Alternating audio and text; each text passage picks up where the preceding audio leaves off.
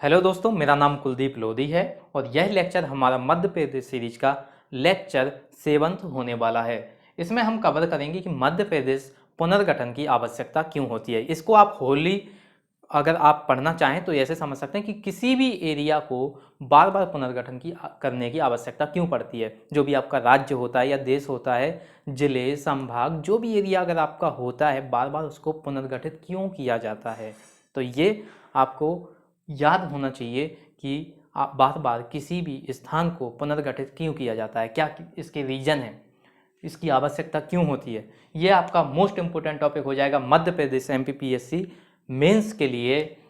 आपको answer writing में वहाँ पे आपसे पूछा जा सकता है कि जिलों के पुनर्गठन की आवश्यकता क्यों होती है, लिखिए। तो आपको ये आंसर मेक श्योर कि ये आपको आंसर याद होना चाहिए। ये डायरेक्ट हम आंसर लिखेंगे तो आप डायरेक्टली इसे याद कर सकते हैं और आंसर कर सकते हैं मेंस में, अगर आपको आंसर राइटिंग में पूछा जा सकता है। और ये मेरे अगर मैं आपको बताऊं तो बहुत ज़्यादा चांसेस हैं कि अब ऐसे क्वेश्चन आएंगे धीरे धीरे। मध्य प्रदेश सीरीज का जो भी मध्य प्रदेश एमपीपीएससी का जो सिलेबस है वो धीरे धीरे बढ़ रहा है, जो चीज़ें हैं वो बदल रही हैं धीरे धीरे। तो इस तरीके से क्वेश्चन आपको देखने को मिलेंगे जो आने वाले एग्जाम्स हैं, क्योंकि जो वेटेज है उन मध्य प्रदेश का जो सामान्य ज्ञान का वेटेज है वो अब थोड़ा डीपली जा रहे हैं। किस जो क्वेश्चन है उनको थोड़ा डीपली कवर किए जा रहे हैं और जो सिलेबस है वो भी आपका चेंज होता है धीरे धीरे। तो मेक श्योर कि आपको ये आंसर याद होना चाहिए कि मध्य प्रदेश के जिलों के पुनर्गठन की आवश्यकता क्यों होती है, या किसी भी एरिया के पुनर्गठन की आवश्यकता क्यों होती है। तो चलिए देखते हैं, एक एक से कवर करेंगे हम पॉइंट कि मध्य प्रदेश या किसी भी स्थान के जिलों के या किसी भी राज्य के जिलों के पुनर्गठन की आवश्यकता क्यों होती है। पहला पॉइंट हमारा होगा प्रशासन।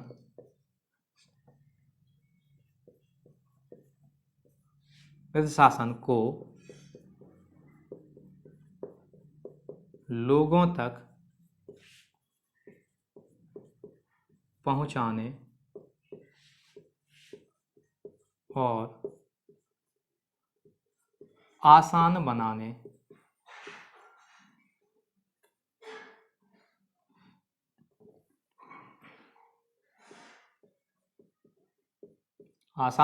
के लिए। तो ये आपको मेक श्योर की याद हो ये पहला पॉइंट। ये आपको जस्ट आपको जैसे बताया जा रहा है आप ऐसे ही इसकी आंसर राइटिंग कर सकते हैं। बिल्कुल आपको पैटर्न वाइज बताया जा रहा है कि मध्य प्रदेश पुनर्गठन की आवश्यकता क्यों होती है। तो प्रशासन, जो प्रशासन हमारा होता है, जैसे कि आप अगर कल को अधिकारी बन जाते हैं तो आप एक प्रशासनिक अधिकारी होंगे, आप प्रशासन के अंडर में आएंगे। तो प्रशासन को लोगों तक पहुंचाने, जो भी हमारे जो देशवासी हैं या जो हमारे, अब अगर आप मध्य प्रदेश की तैयारी कर रहे हैं, आपकी पोस्टिंग मध्य प्रदेश में होगी, तो मध्य प्रदेश के जो लोग हैं उनकी मदद कैसे हो सके, आप उन तक बेहतर तरीके से कैसे पहुंच सकें, कम समय में आप उनकी प्रॉब्लम को सॉल्व कर सकें, इसीलिए मध्य प्रदेश पुनर्गठन की आवश्यकता होती है। अब इसको आप कैसे समझेंगे। जो भी हमारा एरिया होता है, मान लीजिए पहले पहले हमारा मध्य प्रदेश बहुत बड़ा था, इतना बहुत बड़ा था कि इधर जो एरिया है हमारा ये छत्तीसगढ़ कवर करता था। अब जो छत्तीसगढ़ को अलग क्यों किया गया था, क्योंकि हमें जो मध्य प्रदेश की सरकार है उसको काफ़ी कठिनाइयाँ हो रही थी इन लोगों की प्रॉब्लम सॉल्व करने के लिए। इन लोगों की प्रॉब्लम सॉल्व हो नहीं पा रही थी और जो मध्य प्रदेश का एरिया है वो काफ़ी बड़ा था, लेकिन प्रशासन असमर्थ थी कि इन लोगों की मदद कर पाए, इन लोगों तक पहुंच नहीं पा रहे थे। तो क्या किया, इसका डिवीजन किया। अगर डिवीजन करेंगे तो दो सरकार बनेगी, कई प्रशासनिक अधिकारी आएंगे, तो बेहतर तरीके से वो उन लोगों तक पहुंच पाएंगे जो दूर दराज किसी इलाके में बैठे हुए हैं। इसीलिए हम जिलों की भी पुनर्गठन करते हैं। अब गुना को 2 बार पुनर्गठित किया गया है, सॉरी। आप बताइए वो कौन कौन से जिले हैं जिनको 2 बार पुनर्गठित किया गया है। तो अब अशोकनगर बनाया गया था गुना से।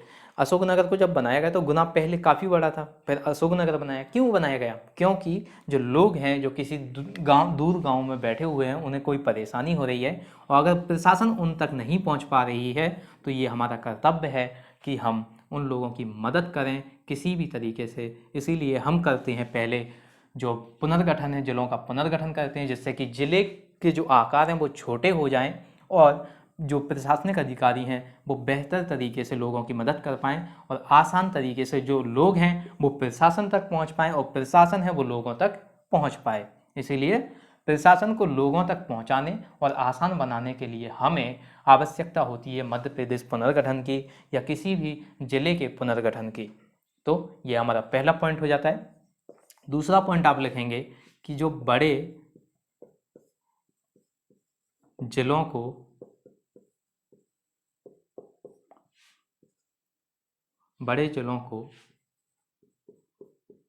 छोटे जिले में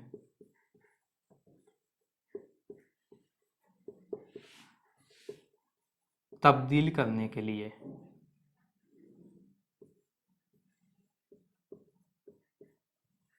अब ये क्यों आवश्यक है, बार बार तब्दील क्यों किया जाता है?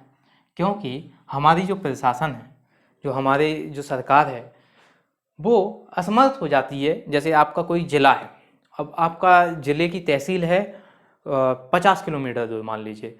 अब अगर किसी दूर गांव में कोई प्रॉब्लम हो जाती है, मान लीजिए कोई दंगा फसाद हो जाता है, कुछ भी हो जाता है, फायरिंग हो जाती है, तो क्या प्रशासन वहाँ पे पहुँच पाएगी 10-5 मिनट में? इम्पॉसिबल, पहुँच ही नहीं सकती। और ये भी नहीं हो सकता कि हम हर जगह तहसील बना दें। तो उसको बेहतर तरीके से बनाने के लिए, उसको बेहतर तरीके से जो हमारी जो प्रॉब्लम चल रही है उनको सुलझाने के लिए हम करते हैं बड़े जिलों को छोटे जिलों में तब्दील, जिससे कि जो तहसील होंगी वो एक छोटा एरिया कवर करें और छोटे एरिया कवर करेंगी तो बाकी जो प्रॉब्लम होंगी वो बहुत आसानी से, बहुत बेहतर तरीके से कवर हो पाएंगी। इसीलिए हम बड़े ज़िलों को छोटे ज़िलों में तब्दील करते हैं जिससे कि दूर दराज जो लोग बैठे हुए हैं उनकी मदद सही समय पर हो पाए। आपको एक बात याद रखनी है, अगर आप अधिकारी बन जाते हैं तो मेक श्योर कि जो भी लोग हैं उनकी मदद हो, लेकिन टाइम पर मदद सबसे इम्पोर्टेंट होती है। ये आपको याद रखना है। ऐसे ही आपको काम करना पड़ेगा। अगर आप केवल अपने लिए अधिकारी नहीं बन रहे हैं, ये आपको याद रखना है। आप लोगों के लिए बन रहे हैं, आपको उनकी परेशानियों को सुलझाना है। आप अब अभी क्या ट्रेंड चलता है कि हमें जॉब चाहिए, क्यों चाहिए? क्योंकि हमें बेहतर लाइफ बनानी है, खुद की नहीं दूसरों की भी बेहतर बनाइए।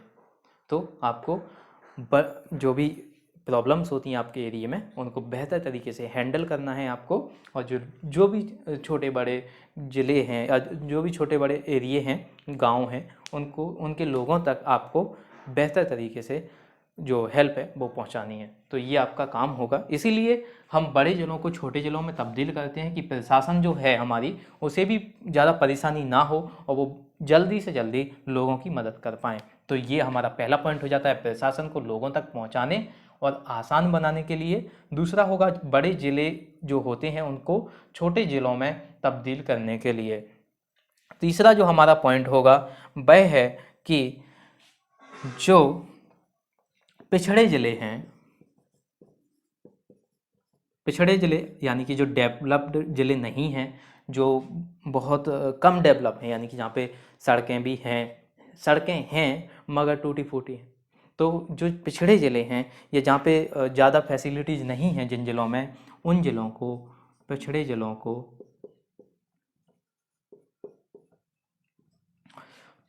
को विकास की तरफ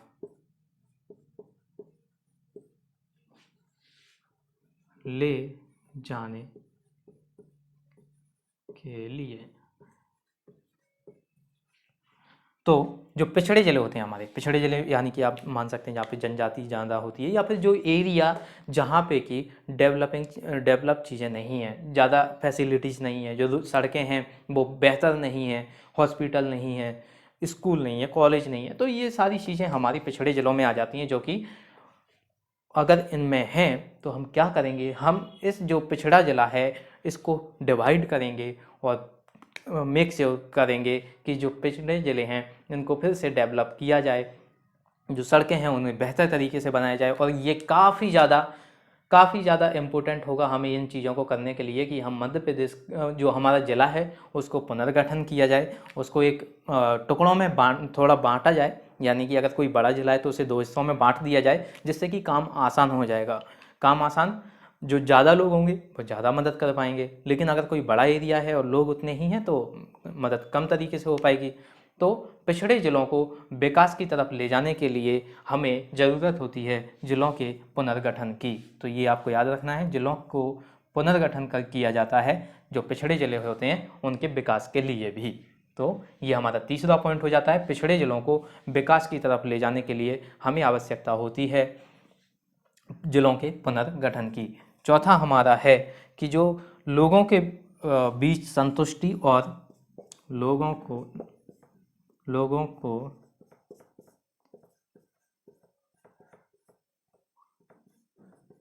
संतुष्टि और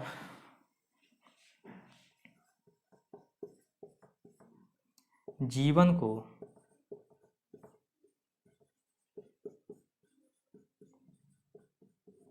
बेहतर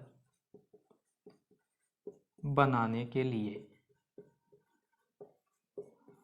तो लोग जो हमारे होते हैं गांव के, शहर के या कहीं भी के भी हो सकते हैं, किसी भी कस्बे के हो सकते हैं, तो लोगों की जो लोगों को संतुष्ट होना चाहिए। जो आप अगर लोगों की हेल्प कर रहे हैं तो मेक श्योर कि वो संतुष्ट हों। अगर उन्हें कोई न्याय मिल रहा है तो मेक श्योर कि उनको जो न्याय मिल रहा है वो पूरी तरह से सही हो। ऐसा नहीं कि आपने कुछ भी अगर आपको जज करना है, मान लीजिए आप जज हैं, आपको जज करना है तो आपने आपने अपना काम कर दिया, आपने जज कर दिया, लेकिन सही नहीं किया तो गलत किया। इसीलिए आपको काम तो करना होगा लेकिन सही। इसीलिए लोगों को संतुष्टि और जीवन को बेहतर बनाने के लिए, लोगों का जीवन बेहतर बनाने के लिए और वो संतुष्ट हों, यह भी हमें देखना होगा। और ये हम कैसे देखेंगे, जब लोग प्रशासन तक पहुंच पाएंगे, जो लोग हैं वो हमारे अगर प्रशासन तक पहुंचेंगे या प्रशासन हमारी जो लोगों तक पहुंचेगी, जो लोकल के लोग हैं या किसी भी कहीं के भी हो सकते हैं हमारे पूरे मध्य प्रदेश में, या अगर आप जो देश के प्रति देखें तो देश के कहीं के भी लोग हो सकते हैं, तो लोगों को प्रशासन तक पहुंच पाए आसानी से और प्रशासन लोगों तक पहुंच पाए और जो उनकी हेल्प है वो हो पाए। इसीलिए उनका अगर उनकी हेल्प होगी तो जीवन बेहतर होगा, अगर लोगों की हेल्प होती है तो लोगों का जीवन बेहतर ऑटोमेटिकली हो जाएगा। तो इन सब की हमको अगर इन सारी चीज़ों को अगर हमें कवर करना है तो हमें करना होगा पुनर्गठन। अगर इन सब चीज़ों को हमें देखना है, इन सभी चीज़ों से हमें निकलना है, तो हमें आवश्यकता होगी पुनर्गठन की। तो ये हमको याद रखना है कि क्यों ये जरूरी होता है। अब एक और पॉइंट अगर आप देख लें तो पांचवा पॉइंट होगा हमारा पांचवा पॉइंट है घर द्वार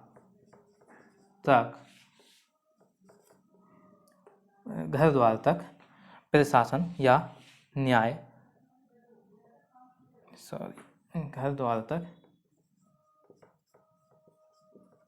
शासन ले जाने के लिए।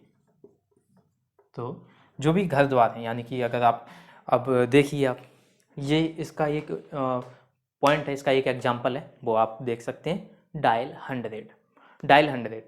पहले क्या था, 10 साल पहले 20 साल पहले क्या था, लोग जो दूर किसी गांव में बैठे हैं उनको थाने तक आना पड़ेगा। अगर उन्हें कोई प्रॉब्लम होती है या गांव में लड़ाई हो जाती है, कुछ भी हो जाती है, दंगे फसाद, तो उन्हें थाने तक आना पड़ेगा, तब जाके जैसे तैसे वो कार्रवाई शुरू होगी।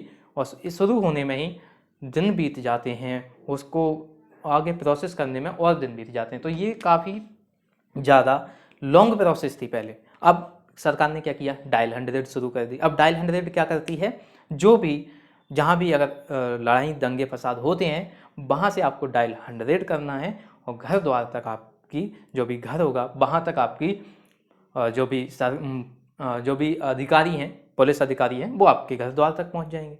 तो कितना आसान तरीके से ये चीज़ें हैंडल की जा रही हैं, इसका बहुत बढ़िया एग्जाम्पल है डायल 100। तो अगर आप कहीं भी किसी जगह फंस जाते हैं जहाँ पे दंगे फसाद होते हैं, तो अगर आप वहाँ पे डायल करते हैं तो आपकी हेल्प मिलेगी। तो यही हमारा उद्देश्य है कि घर द्वार तक शासन पहुँचे। घर द्वार तक अगर शासन पहुंचेगी तो हम बेहतर कल की ओर बढ़ेंगे। तो ये इम्पोर्टेंट हो जाता है हमारे को जो भी 5 पॉइंट हैं। पहला है प्रशासन को लोगों तक पहुंचाने और आसान बनाने के लिए। दूसरा हमारा है बड़े ज़िलों को छोटे ज़िलों में तब्दील करने के लिए, यानी कि जो हमारा बड़ा एरिया है उसे छोटे भाग में बांटने के लिए। जो हमारे पिछड़े ज़िले हैं उनको विकास की तरफ ले जाने के लिए, और विकास कब होगा, जब जो हमारे बड़े ज़िले हैं उनको छोटे ज़िलों में तब्दील किया जाए। पहले छोटे ज़िलों में तब्दील किया जाएगा, फिर उनमें जो चीज़ें हैं उनको बदला जाएगा। लोगों को संतुष्ट और उनके जीवन को बेहतर बनाने के लिए, जीवन बेहतर कैसे बनेगा, जब वो संतुष्ट होंगे। और संतुष्ट कब होंगे, जब उनको जो न्याय मिलेगा या जो हेल्प मिलेगी वो उनके फेवर में हो, जो उन्हें जो कानूनी तरीके से फेवर में होनी चाहिए। तो ये चौथा पॉइंट हो जाता है हमारा। फिफ्थ पॉइंट है हमारा घर द्वार शासन ले जाने के लिए। घर द्वार तक शासन ले जाने के लिए, यानी कि जो आपकी अधिकारी हैं वो अगर किसी दूर किसी गांव में किसी को ज़रूरत है तो या तो वो वहां तक पहुंच सकें, या उनको ये सुविधा दी जाए कि वो लोग आसानी से आपके पास आ सकें। तो ये हमने लेक्चर में कवर किया, मध्य प्रदेश पुनर्गठन की आवश्यकता क्यों होती है। ये आपको मेक श्योर कि ये आंसर याद होना चाहिए, और ये जो पॉइंट हैं 5 पॉइंट ये आपको इसी तरीके से याद होने चाहिए। ऊपर नीचे हो सकते हैं लेकिन आपको पॉइंट याद होने चाहिए। ये आपको मेंस राइटिंग में काफ़ी हेल्प करेंगे। तो आपको ये सारी चीज़ें याद होनी चाहिए। तो आज के लेक्चर में इतना ही। Thank you for watching this lecture.